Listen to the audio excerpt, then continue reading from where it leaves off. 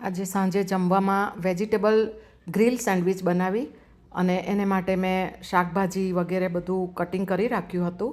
ટામેટાં, કાકડી, બટાકા બાફીને એની છાલ ઉતારીને ટુકડા કરી લીધા છે. ત્યારબાદ કેપ્સિકમને બારીક પટ્ટીમાં સમારી લીધા છે અને પનીરને ગ્રેટ કરી લીધું છે. તમે ચાહો તો ચીઝ પણ લઈ શકો. અને ફુદીના, કોથમીર અને લસણની સ્પાઇસી ચટણી પણ રેડી રાખી છે. અને બ્રેડ ઘઉંના લાવ્યા છે. તો હવે સેન્ડવિચ બનાવીએ. તો આ રીતે 2 બ્રેડ લેવાના, એના ઉપર સૌથી પહેલાં કોથમીર, ફુદીના, લસણની સ્પાઇસી ચટણી પાથરીશું. એની ઉપર ટામેટાની સ્લાઇસ લીધી છે, એની ઉપર કાકડીની સ્લાઇસ મૂકીએ, એની ઉપર બટાકાને આ રીતે મેં બાફીને કટ કર્યા છે. તમે ગોળ સ્લાઇસ પણ કરી શકો. કેપ્સિકમને પાતળી સળીના સ્વરૂપે મેં કટ કર્યા છે, તો એ પાથરીશું. અને પનીર ગ્રેટ કર્યું છે એ લઈએ, અને એની ઉપર તમે ચીઝ જો પસંદ હોય તો એ પણ છીણીને લઈ શકો. સેન્ડવિચ મસાલો થોડો સ્પ્રિંકલ કર્યો છે, અને આ આલમંડ બટર છે. તમે સિમ્પલ બટર આવે છે એ પણ લઈ શકો.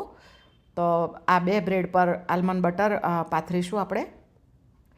અને તૈયાર કરેલ સેન્ડવિચની ઉપર આ બ્રેડ મૂકી દઈએ અને એને ગ્રીલ કરવાના છીએ. તો ગ્રીલમાં મશીનમાં પહેલાં બટર લઈશું,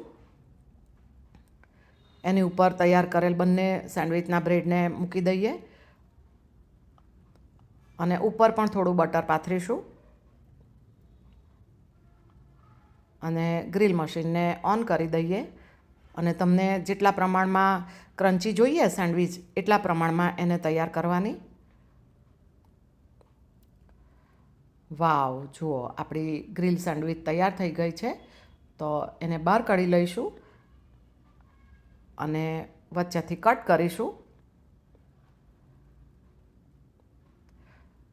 તો આ થઈ આપણી વેજીટેબલ ગ્રીલ સેન્ડવિચ, કે જેની અંદર શાકભાજી, પનીર અને ફુદીના, લસણ, કોથમીરના ચટપટા સ્વાદવાળી સ્પાઇસી ચટણીનો પણ ટેસ્ટ છે. અને એને કેચઅપ અથવા તો તમે ગ્રીન ચટણી સાથે પણ સર્વ કરી શકો. ઘઉંના બ્રેડ, વેજીટેબલ્સ અને પનીરની આ સેન્ડવિચ તૈયાર છે.